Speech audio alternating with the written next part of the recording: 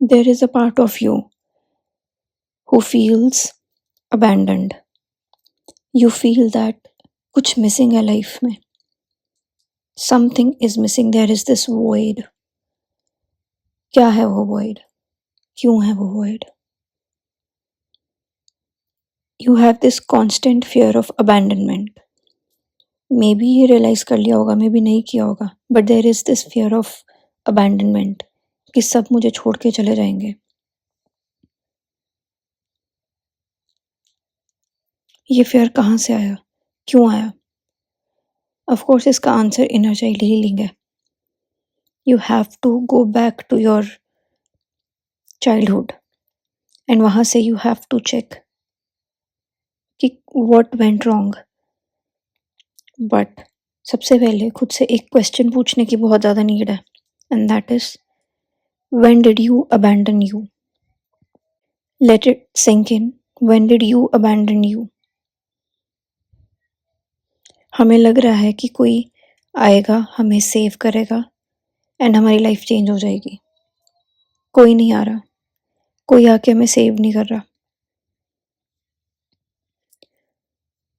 जो एक फीलिंग है वॉइड की and that you are alone, एक जो लोनलीनेस, जो वॉइड, उसका एक ही रीज़न है that you have abandoned yourself. तुमने खुद को ही अकेला छोड़ दिया. और ऐसा क्यों हुआ है? ऑफ कोर्स ऐसा, you have to think about it. कौन सी एज में यू अबैंडन्ड योरसेल्फ? 4 साल के थे, 5 साल के थे, 11 साल के थे?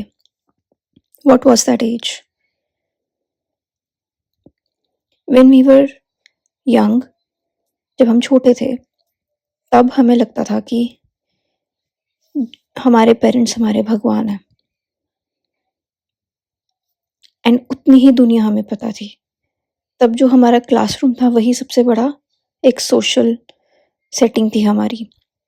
इससे ऊपर कुछ नहीं था हमारे लिए. क्लास में जो हुआ वो हमारे लिए बहुत बड़ी बात थी. हमारे पेरेंट्स ने जो रिएक्ट किया, चाहे अपनी प्रॉब्लम्स की वजह से, जो भी जिन भी चीज़ों से वो गुजर रहे थे, उस वजह से जो उन्होंने रिएक्ट किया, हमने उसको बहुत सीरियसली लिया. हमें लगा कि हमारे अंदर एक कांस्टेंट फियर है कि ये अल्टीमेटली फियर ऑफ अबैंडनमेंट ही है कि अगर हम अपने पेरेंट्स के हिसाब से नहीं चले तो वो हमें छोड़ देंगे. एट द एंड हमें अपना सर्वाइवल का टेंशन है, जो हमारा ब्रेन वायर्ड है इस चीज़ से. सो अगर हम रोए और हमें उस पर डांट पड़ गई, तो हम डर गए कि अगर हम एक्सप्रेस करेंगे तो ये चीज़ गलत है, तो डांट पड़ने का मतलब है मेरे सर्वाइवल को थ्रेट है. तो हम डर गए, तो हमने अपनी उस साइड को शट कर लिया. और उस टाइम पे वो ज़रूरी होगा, उस टाइम पे हमें अपने सर्वाइवल के लिए जो ज़रूरी लगा हमने किया. But we are still carrying two same patterns. Today we don't know how to be vulnerable, we don't know how to open our hearts. हम भूल चुके हैं. हम अभी भी वही एनर्जी कैरी करके चल रहे हैं. We felt abandoned by our loved ones. Not necessarily उन्होंने हमें अबैंडन किया, हमें लगा. एंड उस टाइम पे जो लगा, उस एज के अकॉर्डिंग हमें ठीक लगा. और इस कारण हमने खुद को अबैंडन कर दिया, बिकॉज हमें लगा that we are not important. You might be a people pleaser, क्योंकि ये हमारा एक सर्वाइवल मैकेनिज्म बन चुका है. किसी को हम प्लीज़ करेंगे तो ही हमारी कदर है, तो ही हमारी वैल्यू है. Why do you want to be so pleasing? क्या हो जाएगा? And it all comes down to fear of abandonment, कि लोग हमें अकेला छोड़ देंगे एंड हम मर जाएंगे. You will not die. You need to come out of this fear of rejection, fear of being seen, fear of abandonment. हमने एक मास्क लगा के रखा हुआ है, इसीलिए जब हम पे स्पॉटलाइट आती है हम डर जाते हैं. Why? If you have confidence problem, क्या छुपाया हुआ है लोगों से? Ask yourself, what are you hiding? You don't want anybody to see the shadow part of you. Because जब बचपन में वो चीज़ हम दिखाते थे तो उसको एक वैलिडेशन नहीं मिली.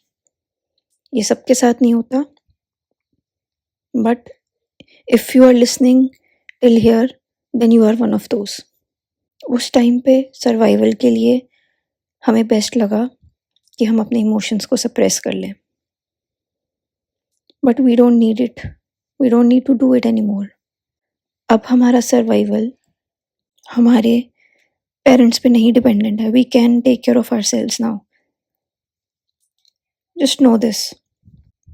तब भी अगर आप गलती करते तो वो आपको अकेला नहीं छोड़ते, they won't kill you, you wouldn't die, but हमें ऐसा लगा। So come out of it, इससे बाहर आने की नीड है। You don't have to prove yourself to anybody, किसी को कुछ प्रूव करने की नीड नहीं है, कोई मेडल नहीं लेना किसी से। बट ये कहना आसान है, अब इस जर्नी पे चलना मुश्किल है। बट एक चीज़ है, if you think you don't know how to do self love, how to love yourself, I want to tell you something. If you are watching these kind of videos, you are into the world of self-help. You love yourself so much. यही इसका proof है.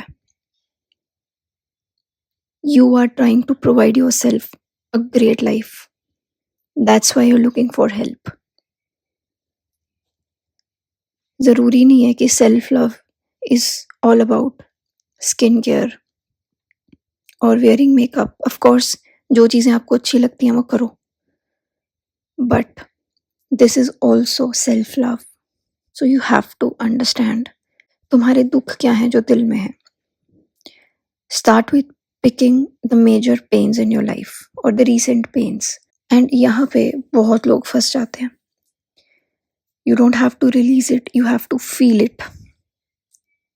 अब feel तो हम कर ही रहे हैं.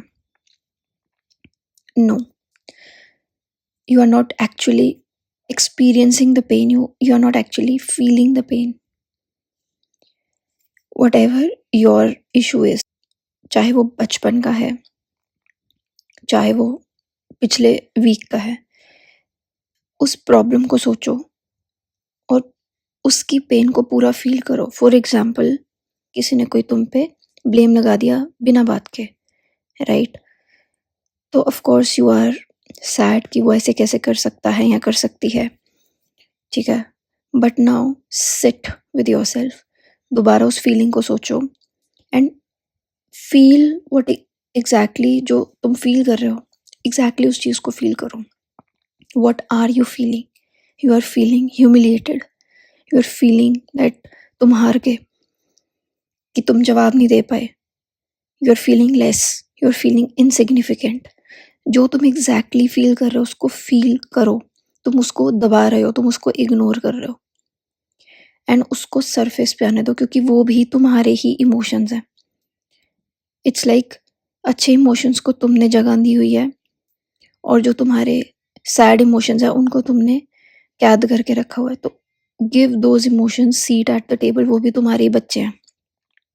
Treat every emotion of yours like your child. तुम अपने बच्चों में कभी डिफ्रेंशिएट नहीं करोगे, सो उनको भी मौका दो बोलने का. सो उनको पूरा फील करो, उस पेन में पूरा रम जाओ. फील द पेन कंप्लीटली, अच्छे से फील करो.